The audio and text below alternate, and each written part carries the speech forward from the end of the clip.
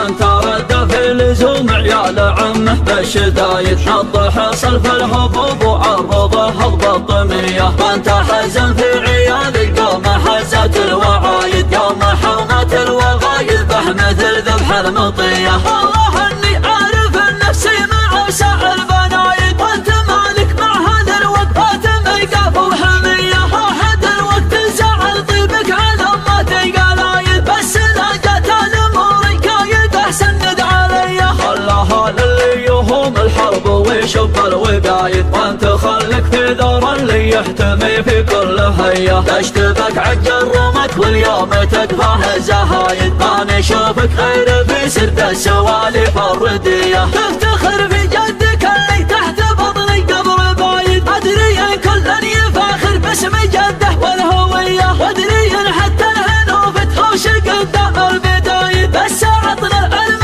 قبل اجيك في عيد الضحية، الكلام اللي يجيب الكلمة هونه والنقايد، لا تعده بالمنابر والمنابر سرمدية، لا تعده بالمنابر والمنابر سرمدية. يا شعبة النيران والشعر جاله دورنا، شاعر بالفعل ما ينجح جده، اوقف لها ميقاف نبلاج بالجزيرة، وقف لها من نجد ولا بحر جده، على حفلة الوعلان ماني ترى معذور، يزين القصيد اللي فرايدهم ممتده، مدح المطالق العريبة فخر وسرور، مدح ما هو فيكم حرام فلا عده، نعرف ان مدحك ومنه تضيق صدور، وانا يا عمر في موقف ما اعرف صده، تسند يا عبده وانا شاعر من عرضي ما يتواصل خط